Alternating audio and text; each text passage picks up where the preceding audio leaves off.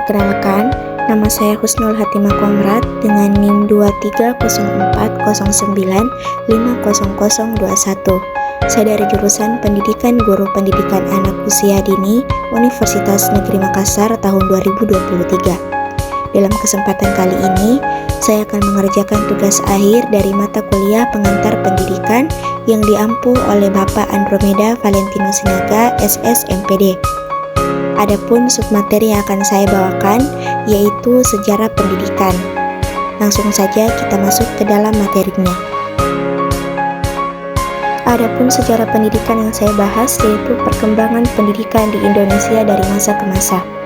Yang pertama ada pendidikan zaman purba, pendidikan kerajaan Hindu-Buddha, zaman kerajaan Islam, zaman kolonial Belanda, pendidikan memperkirakan kebangsaan atau nasional, pendidikan pendudukan zaman militerisme Jepang, pendidikan periode 1945 sampai 1969, dan yang terakhir pendidikan era JPJ dan reformasi.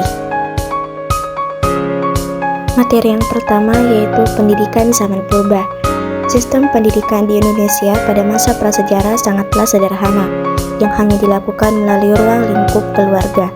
Zaman prasejarah, mereka lebih dekat kepada alam sekitar, mencari makan dari alam, berteman dengan alam dan sangat tergantung pada alam. Pendidikan mereka lebih mengarah ke mencari dan meramu makanan, cara membuat rumah dari bahan-bahan seadanya yang tersedia di alam, belajar cara bercocok tanam, mengenal benda dan fungsinya, mencetak benda untuk bisa digunakan dalam keperluan rumah tangga. Materi yang kedua yaitu zaman kerajaan Hindu-Buddha. Pendidikan pada masa kerajaan Hindu-Buddha mulai berkembang seperti kerajaan Tarumanegara dan kerajaan Kutai. Zaman ini pendidikan difokuskan pada pembelajaran tentang keagamaan, banyak belajar cara membaca bahasa Sanskerta dan menulis huruf Pallawa serta pembelajaran seni bela diri. Pada zaman Hindu-Buddha, pendidikan belum dapat dirasakan secara merata. Hal ini karena pada zaman ini manusia digolongkan ke dalam kasta-kasta. Ada 4 golongan kasta pada masa kerajaan Hindu-Buddha ini, yaitu kasta Brahmana, Ksatria, Waisya, dan Sudra. Pendidikan formal lebih diutamakan dari keturunan bangsa yang berkasta Brahmana dan Ksatria. Masyarakat berkasta Waisya dan Sudra pendidikan didapatkan dari keluarga mereka sendiri. Materi yang ketiga yaitu zaman kerajaan Islam. Sistem pendidikan pada masa kerajaan Islam pada mulanya penyebarannya atau perantarannya melalui kegiatan berdagang. Banyak pedagang yang memiliki misi untuk memberitahukan atau menyebarkan pemahaman tentang agama Islam kepada masyarakat pada masa itu. Banyak yang setelah berdagang mereka berganti profesi menjadi ustaz dan melakukan dakwah untuk menyebarkan pemahaman tentang agama Islam. Para ulama yang disebut Wali Songo adalah para perantara yang menyebarkan agama Islam di Pulau Jawa. Disebut Wali Songo karena dalam bahasa Jawa arti Songo berarti 9. Maka para wali berjumlah 9 orang. Ajaran yang dibawa para ulama Allah tersebut meliputi pengetahuan agama Islam secara menyeluruh mulai dari filsafat hidup, tata cara beribadah dan membaca Al-Quran dan Sunnah Rasul. Cara para Wali Songo menyampaikan ajaran Islam pun sangat mudah dipahami sehingga menarik minat masyarakat pada saat itu dan dengan mudah ajaran agama Islam tersebar. Materi yang keempat yaitu zaman kolonial Belanda. Memasuki zaman kolonial Belanda, pendidikan di Indonesia sangatlah terbatas. Kemajuan aspek bidang pendidikan di Indonesia menjadi lebih cukup baik ketika masuk era tahun 1900-an, yaitu pada masa Ratu Juliana berkuasa pada kerajaan Belanda. Pada tahun 1899, Gubernur Jenderal Hindia yang pada saat itu dijabat oleh Van Deventer menggunakan praktik politik etis, etistik politik. Motto yang dibawa pada praktik politik etis adalah De Rothschild, di mana artinya adalah hutang kehormatan untuk memenuhi kebutuhan bangsa Belanda di Indonesia. Rakyat Indonesia dididik untuk menjadi tenaga kerja rendahan, bahkan tidak dibayar. Sistem kerja rodi diberlakukan pada masa ini. Tenaga rakyat pribumi diperas habis-habisan. Belanda membuat politik pendidikan dengan tujuan untuk kepentingan pribadi mereka, menguntungkan bagi Belanda dan merugikan bagi Indonesia. Pada masa pendidikan kolonial telah menghasilkan tokoh-tokoh yang sangat berpengaruh dalam pergerakan nasional dan tokoh-tokoh yang peduli terhadap pendidikan yang berjiwa nasionalis dan berjiwa patriotis untuk memperjuangkan dan membela nasib bangsa Indonesia. Sistem pendidikan yang ada di Indonesia pada masa penjajahan kolonial Belanda setelah pertama kali Belanda menerapkan politik etisnya di Indonesia dapat digambarkan diantaranya Yang pertama, adanya pendidikan dasar yang terdiri dari jenis sekolah dengan menggunakan bahasa Belanda sebagai bahasa pengantar dalam proses pendidikan, yaitu sekolah ILS, HCS, dan HIS. Ada juga pendidikan dasar dengan menggunakan pengantar bahasa daerah untuk proses pembelajaran, yaitu sekolah Belanda IS, PS, dan VJS, serta pendidikan dasar peralihan. Yang kedua, pendidikan tingkat lanjutan terdiri dari pendidikan lanjutan umum, yaitu MULO, HBS, dan AMS, dan pendidikan lanjut kejuruan. Yang ketiga, selanjutnya ada pendidikan tingkat tinggi yang setara dengan perguruan tinggi masa sekarang. Materi yang kelima yaitu pendidikan kaum pergerakan kebangsaan atau nasional. Politik etis yang diterapkan oleh Belanda dalam bidang pendidikan ternyata dapat memberikan pengaruh yang positif bagi kemunculan kaum-kaum pendidik dan pergerakan yang dilakukan oleh bangsa Indonesia. Ki Hajar Dewantara, tokoh pendidikan yang bergerak melalui organisasi pendidikannya, yaitu organisasi Taman Siswa. Pendidikan di Indonesia mulai tertata dan telah menemukan jati dirinya.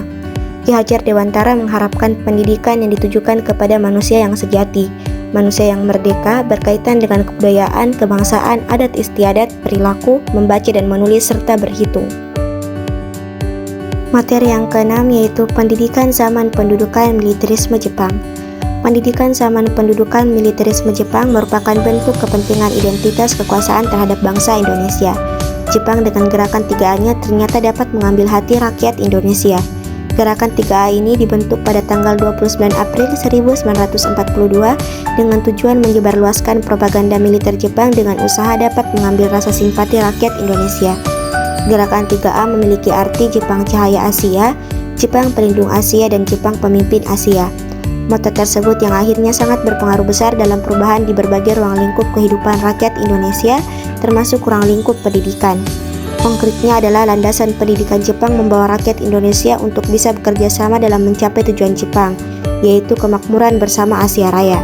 Pada akhirnya, pendidikan mulai bergeliat dengan dibukanya sekolah-sekolah seperti sekolah desa atau dalam bahasa Belanda Volkschool, sekolah lanjutan Vervolkschool, sekolah pribumi lengkap Volledige Tweede Klas School, sekolah lanjut putri Meisjes Vervolkschool sesuai dengan dasar Undang-Undang Nomor 12 pada waktu itu. Materi yang ketujuh yaitu pendidikan periode 1945 sampai 1969. Pada masa kemerdekaan Indonesia, khususnya pada awal kurun waktu tahun 1945 sampai dengan tahun 1969, cita-cita pendidikan nasional bangsa Indonesia sudah melakukan 5 proses revisi dan perubahan, seperti yang telah tertulis dalam surat keputusan Menteri Pendidikan, Pengajaran, dan Kebudayaan Mr. Suwandi tertanggal 1 Maret 1946 bahwa tujuan pendidikan bangsa Indonesia berpusat kepada penanaman jiwa kepahlawanan. Kurikulum pada satuan pendidikan pada masa ini bertujuan untuk dapat meningkatkan dan mengembangkan kesadaran para pelajar Indonesia untuk menjadi bagian yang dari berbangsa dan bernegara, dapat mengembangkan pendidikan jasmani, mewujudkan pendidikan perilaku dan karakter, serta mampu memberi perhatian lebih kepada kesenian dan kebudayaan yang ada di Indonesia. Fokus utama pendidikan pada periode ini adalah pemerintahan wajib menuntaskan pendidikan wajib belajar 9 tahun sebagai langkah untuk anak-anak bangsa menyelesaikan pendidikan dasar. Materi yang terakhir yaitu pendidikan era PJP dan reformasi. Pada kurikulum pendidikan nasional Indonesia, reformasi pada bidang pendidikan meliputi hampir seluruh aspek di dalamnya yang ada pada sistem pendidikan nasional. Contohnya pada Peraturan Pemerintah Nomor 25 Tahun 2000 menyatakan jika 80% dari jenis urusan terkait pendidikan yang dipegang oleh pemerintah pusat dan provinsi harus diberikan dan dikelola oleh pemerintah daerah. Dalam hal ini, pemerintah kabupaten atau kota dalam kerangka otonomi daerah yang diberlakukan pada tahun 2001. Bukan itu saja, satuan pendidikan diikutsertakan untuk ikut mengelola sistem pendidikan melalui manajemen yang berbasis sekolah atau school-based management. Pada tahun 1997 sampai tahun 2000, untuk seluruh tingkatan dari sekolah dasar sampai sekolah menengah atas mencapai angka 5% anak putus sekolah ataupun putus pendidikan. Pemerintah mengusahakan sektor pendidikan ini agar tidak terbengkalai, namun setiap tahunnya rata-rata mencapai angka 12% dalam krisis. Diadakan juga program nasional yang berkaitan dengan pendidikan bernama JPS atau Jaring Pengaman Sosial. yang diberikan untuk membantu keluarga miskin maupun dana pendidikan BOS atau bantuan operasional sekolah yang dihadirkan oleh pemerintah untuk membantu sekolah agar memberikan pelayanan dan proses pembelajaran yang lebih optimal kepada para peserta didik. Itulah tadi materi sejarah pendidikan, yaitu perkembangan pendidikan di Indonesia dari masa ke masa yang saya bawakan. Semoga apa yang saya sampaikan bermanfaat bagi teman-teman sekalian. Kurang dan lebihnya mohon dimaafkan. Syukran, wassalamualaikum warahmatullahi wabarakatuh.